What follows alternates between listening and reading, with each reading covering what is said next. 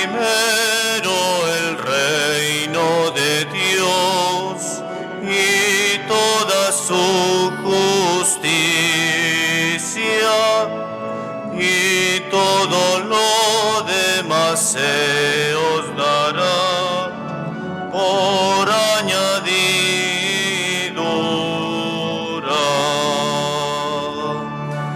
Aleluya, aleluya, aleluya,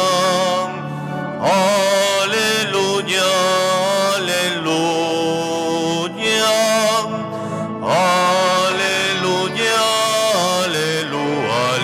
aleluya, aleluya, aleluya.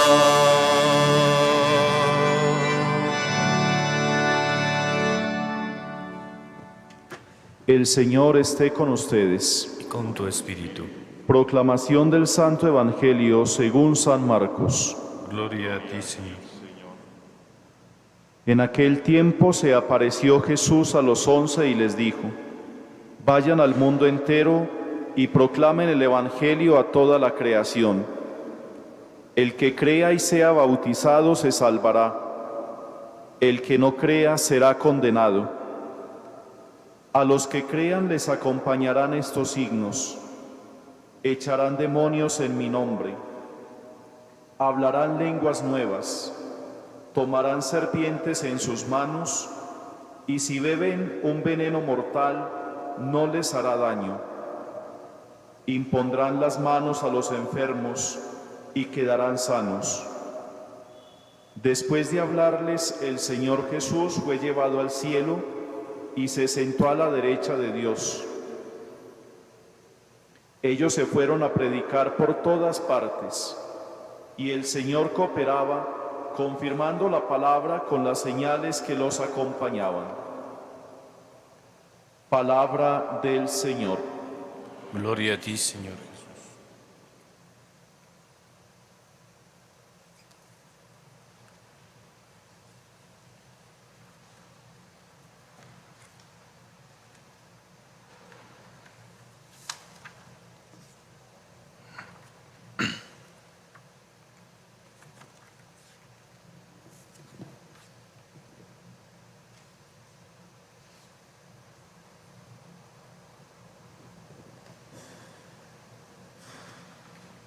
El inicio del libro de los Hechos de los Apóstoles, que hemos escuchado hoy como primera lectura en esta solemnidad de la Ascensión del Señor, se abre con una temática claramente cristológica. El tema de los 40 días de encuentros que tienen los discípulos con Cristo resucitado antes de su ascensión a los cielos. El número 40 es un número claramente simbólico, muy presente en la Sagrada Escritura, tanto en el Antiguo como en el Nuevo Testamento. Nosotros tenemos la Cuaresma, por ejemplo, también, los 40 días previos a la Pascua. 40 indica el paso de una generación a otra nueva, es decir, el tiempo necesario para que Dios transforme una situación.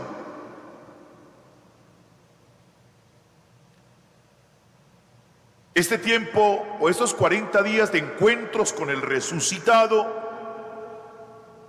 tienen como signo importantísimo, como acontecimiento, como evento revelador de Cristo, su elevación a los cielos.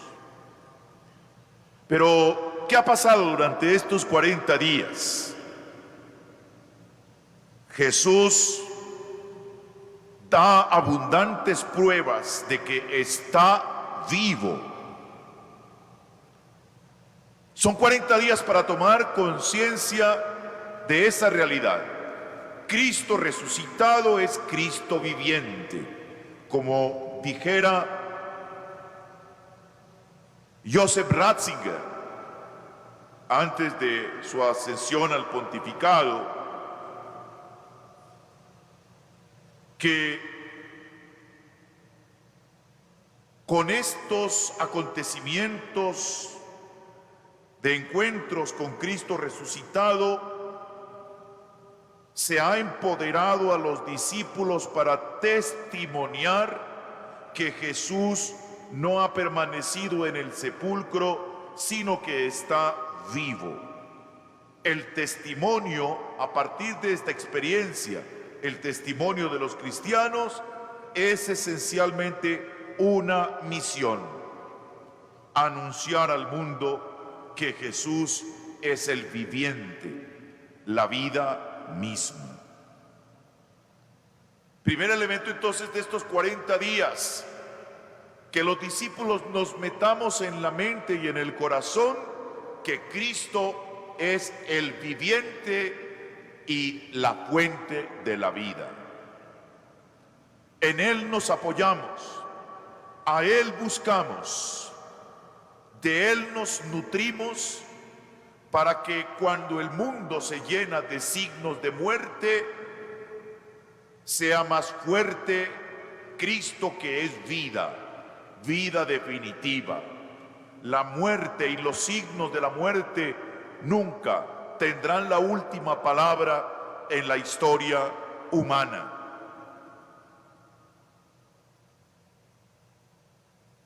Luego, en el orden, en la instrucción, de Jesús de permanecer en Jerusalén a la espera de la promesa del Padre, que nos relata también el texto de los Hechos, aparece entonces el papel del Espíritu, que dentro de una semana celebraremos justamente el acontecimiento de Pentecostés.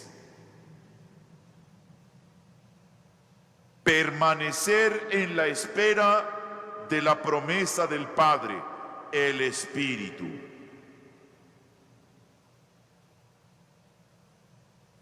Nosotros no podemos dejar de esperar que el Señor cumpla cada día en nosotros la promesa de apoyarnos con su Espíritu para cumplir esa misión: ser proclamadores con palabra y con obras del Cristo viviente.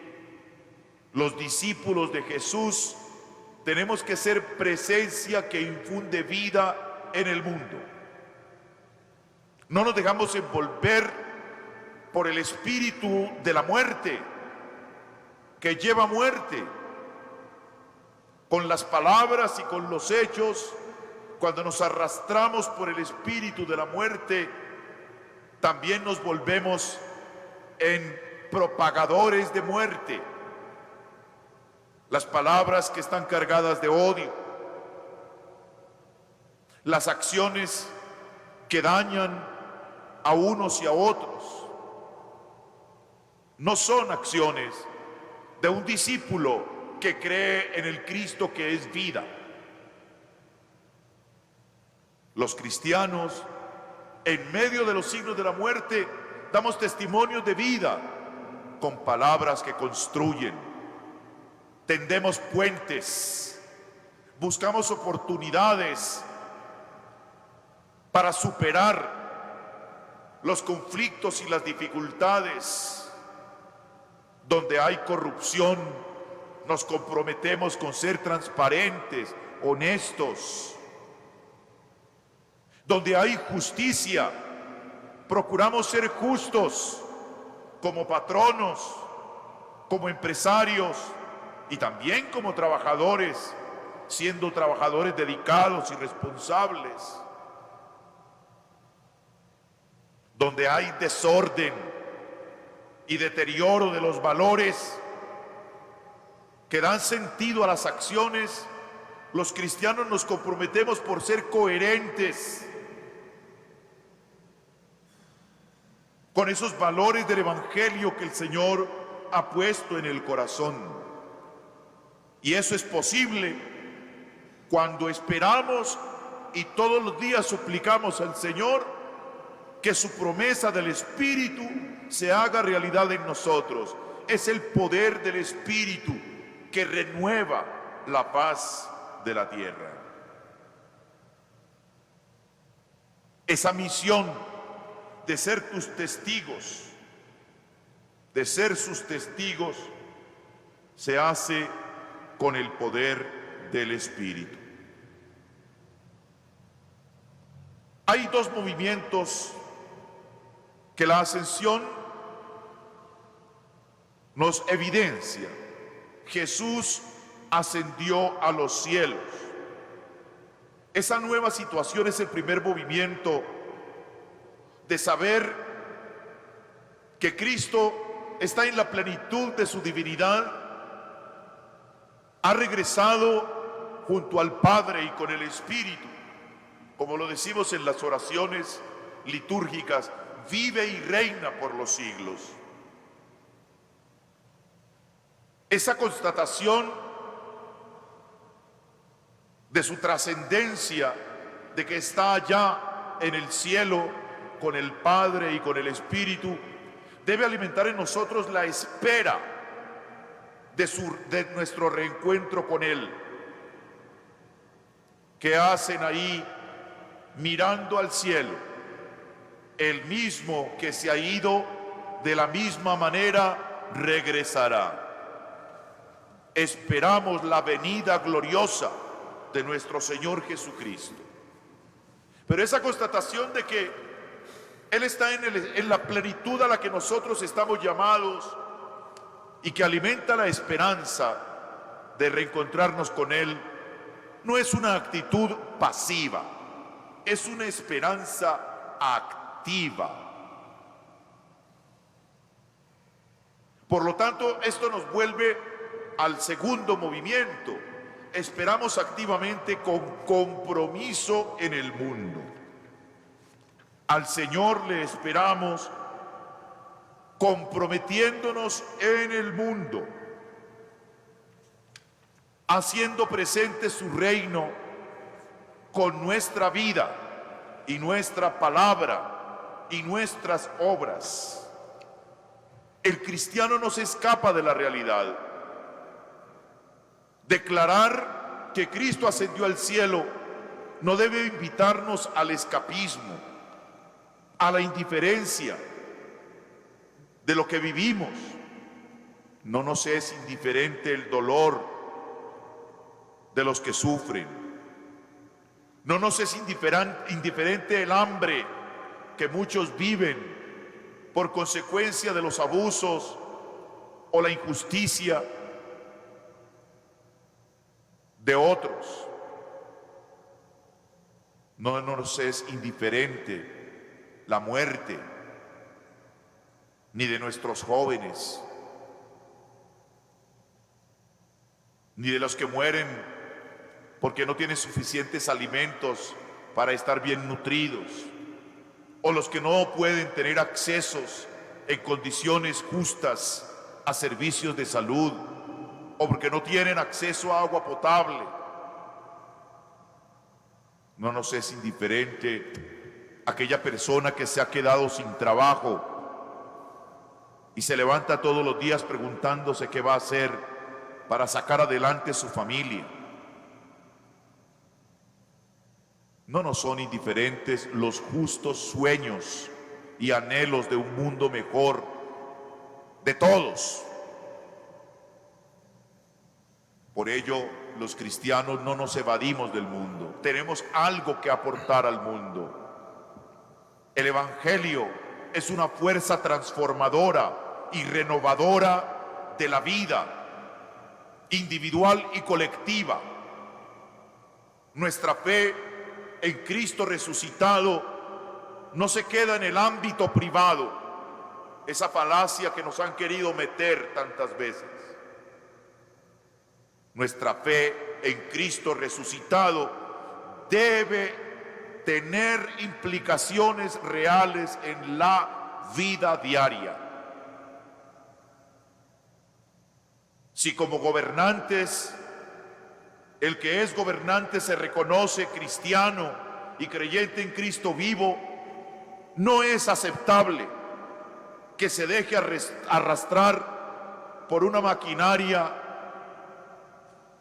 que no responde a las necesidades de todos sus gobernados.